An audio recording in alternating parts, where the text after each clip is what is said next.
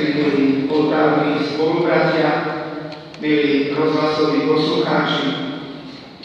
Verím, že neuniklo vašej pozornosti včerajšie oznámenie vedcov vo švajčiarskom CERNe, kedy potvrdili objav častice, ktorá je s veľkou pravdepodobnosťou Higgsov bozón, tzv.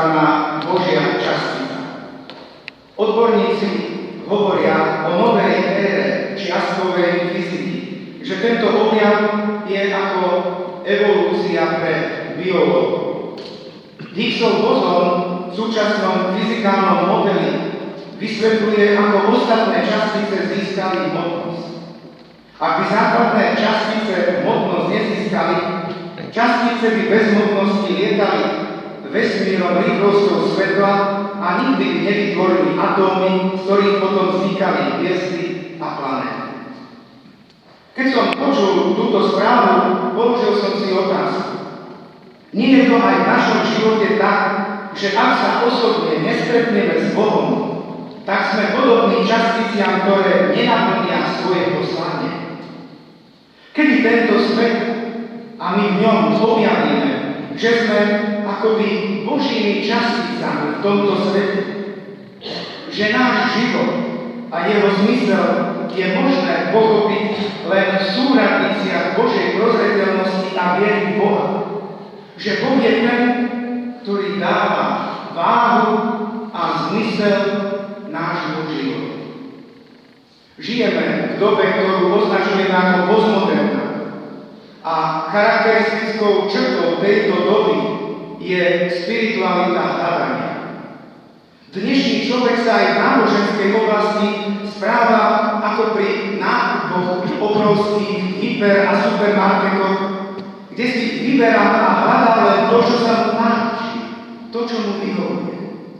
Veľmi výstižne to vyjadruje záverečný dokument Kongresu o povolania k kňazstvu a zasvetenému životu v Európe z roku 1997, keď píše: ako antický Rím, aj moderná Európa sa podobá na Panteón, na veľký chrám, v ktorom sú prítomné všetky božstvá, alebo v ktorom každá hodnota má svoje miesto a svoj výklad.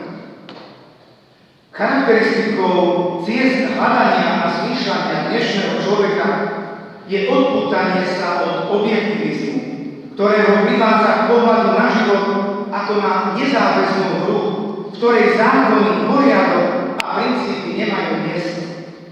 Vlna náboženského relativizmu a subjektivizmu, doprevádzaná nesprávne pochopenou morálnou autonómiou, pohlcuje stále väčší počet veriacich, pre ktorých už dnes nie je problém veriť v reinkarnáciu, absolvovať nábožensko-liečiteľský kurz rejky, obhajovať výsostné právo ženy zabiť či nekačiť vlastné dieťa, chodiť ku svätej spovedi na prvé piatky a zároveň sa hrdo hlásiť ku katolíckej cirkvi. Často s bolesťou rozhovoru konštatujeme a pociťujeme krízu. To často skloňované slovo, krízu viery, cirkvi, kultúry. A stojíme bezmocní voči realite sekularizovanej spoločnosti. A tak nielen majstrovi pera Milanovi Rufusovi, ale i nám sa táto doba môže zdať ako nervózna dáma na vychádzke z dobrosti. Je na mieste otázka: existujú ešte dnes nejaké perspektívy nádeje pre kresťanstvo v tomto pestrom videoklipe života? Pápež Benedikt XVI hovorí o šírení sa unaveného kresťanstva, o unavenej viere, o zvláštnom zabudnutí na Boha, o odmietnutí Boha zo strany mnohých našich súčasníkov. A určite to vnímame aj my na našom Slovensku. Je to realita týchto dní. A tak je na mieste, drahí bratia a sestry, otázka, ako nám v tejto situácii môžu pomôcť svätý Cyril a Metod. Keď dnes v starobilej Nitve sa otvoria brány jubilejného roka, máme všetci príležitosť sa z čistého prameňa ich života a svedectva a objaviť to, čo môže dať skutočnú váhu a hodnotu našim životom. Nájsť ten povestný, pevný bod, vďaka ktorému môžeme pohnúť celým svojim vnútorným svetom. Aj táto naša civilno-metodická púť tu v dedine má názov Pramene života. Títo dvaja svedci nás môžu priviesť k prameňu, ktorý nikdy nevysychá. Práve solúnski bratia, naši vierozvestovia, prichádzajú medzi našich predkov s ohňom. S ohňom nadšenia, elánu a túžby odovzdávať Krista. A tento oheň horí už stáročia aj v našom národe, v našej cirkvi. A chceme veriť, že horí aj v nás. A že chceme, aby tento oheň horel aj ďalej. Aby ho nezhasli všetky tie rozličné vlny sekularizmu, morálneho subjektivizmu, konzumizmu, v ktorom dnes žijeme. Chcem vyjadriť presvedčenie, že začínajúci civilno-metodský rok, ktorý sa bude od októbra prelínať aj s rokom viery, ktorý vyhlásil svätý otec Benedikt XVI, nezostane len nejakou aktivitou na papieri, len nejakou formálnou záležitosťou, ktorá sa neprejaví v životoch ľudí, ale to predovšetkým záleží na každom z nás. Tak, ako to hovorí motto tejto púte, treba prísť k prameňom života. Ísť k prameňom našej viery, k prameňom našich dejín, našej aj národnej identity. A tak verím, že tento civilno-metodský rok bude príležitosťou kráčať k prameňu nášho života, kráčať k Bohu. Avšak nezabúdajme, že na ceste k prameňu je náš smet najväčšou silou. Určite nechcem tu z tohto miesta bližšie sa venovať životu našich slovanských vierozvestkov. Určite na to sú mnohí iní odborníci z histórie a z dejín. Ale z tohto miesta, drahí bratia a sestry, milí rozhlasoví poslucháči, by som chcel na začiatku tohto jubilejného roku pozvať nás všetkých k 3 aspektom, ktoré majú mať dosah aj pre náš duchovný život v kontexte tejto doby, ktorú som v úvode naznačil. Čo teda svätý Cyril a Metod učia nás, dnešných Kristových učeníkov?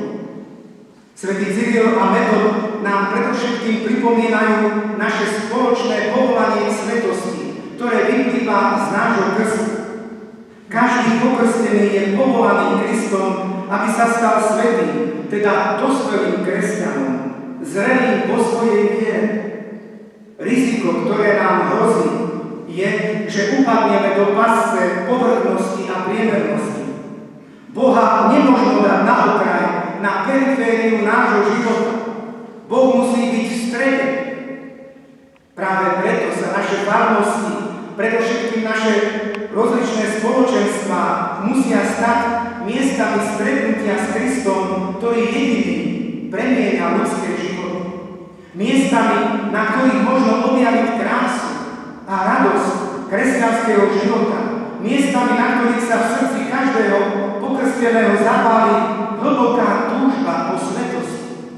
Svet potrebuje kresťanov, avšak skutočných kresťanov. Svetstvo, takých, akými boli aj svätý Cyril a svätý Metod. Vynikali svetosťou života.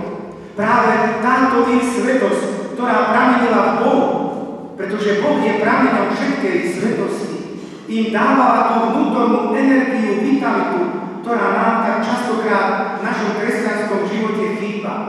Túžbu stať sa svätým, obnoviť v sebe ideál svetosti. Ďalej, svätý Cyril a Metod boli veľkými hlásateľmi evanjelia pre celú Európu. Aj preto ich blahoslavený Ján Pavol II v roku 1980 vyhlásil za spolupatrónov Európy. A tak nám pripomínajú, že každý kresťan musí byť misionárom, človekom, ktorého ženie odvaha a zápal za ohlasovanie evanjelia. Vôbec, drahí bratia a sestry, nemusíme odísť na misijné územie. Kde sú dnes misie? Môžem povedať, že všade tam, kde nie je lásky. V každej rodine, na každom pracovisku, vo vzťahoch, kde chýba láska, tam, kde vládne nenávisť, intrigy, rozdelenie, nejednota, všade tam je misijné územie. My máme byť misionármi lásky a prinášať túto lásku, ktorú príjmeme do svojho srdca od Boha, z našej viery, z nášho svätého života, do tých každodenných podmienok v rodine, na pracovnom mieste, v spoločenskom živote. Všade tam, kde nás Boh postavil. Všade máme toto misijné poslanie. A napokon svätý Cyril a Metod boli vo svojej misijnej práci poháňaní hlbokým zmyslom pre spoločenstvo a jednotu univerzálnej cirkvi, tak na východe, ako aj na západe. Toto je ich veľká zásluha, hoci prišli z východu, ale zároveň komunikovali so Svätým Otcom, zároveň zostali v jednote s pápežom. A tu prichádzame k tej tretej úlohe každého pokrsteného, aby sme boli budovateľmi jednoty. Aby sme objavili aj teraz na prahu 3. tisícročia, že ak chceme v cirkvi prežiť, musíme žiť spiritualitu spoločenstva. Nikto z nás sa nedostane do neba sám. Farnosti sa majú stávať spoločenstvami spoločenstiev. Práve to, čo budovali svätý Cyril a Metod, komunitu, keď budovali aj tú snahu, aby v spoločenstve boli prítomní noví kňazi, aby sa okolo Eucharistie vytvárali spoločenstva tých, ktorí budú práve tu zapalovať svoje srdcia pre Krista a pre lásku k nemu. A tak, drahí bratia a sestry, nech toto dnešné pozvanie, nech dnešný krásny jubilejný deň je pre nás všetkých príležitosťou otvoriť svoje srdcia. Zjednoťme sa teraz spoločne v modlitbe. Pane Ježišu, v dnešný deň sa otvárajú brány jubilejného roku svätých Cyrila a Metoda na našom Slovensku. Prosíme ťa, otvor aj naše srdcia, nás všetkých, ktorí sme tu, všetkých rozhlasových poslucháčov, aby sme podľa vzoru svätých Cyrila a Metoda v tomto roku obnovili v sebe ideál svetosti, aby sme túžili žiť svätým životom, aby sme túžili potom, aby sme boli staviteľmi mostov, aby sme vytvárali jednotu ducha vo zväzku pokoja, ako nás tomu vyzýva svätý Pavol v dnešnom druhom čítaní. A napokon ťa, Pane, prosíme, aby sme boli ľuďmi jednoty.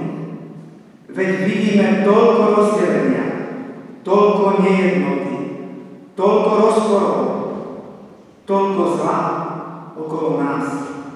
Daj nám v tomto jubilejnom roku milosť na príhovor svätých Cyrila a Metoda, aby sme budovali skutočnú jednotu. Daj nám milosť, aby sme si zachovali vieru. Nech v našom národe viera v Teba nikdy nezahynie a nezanikne.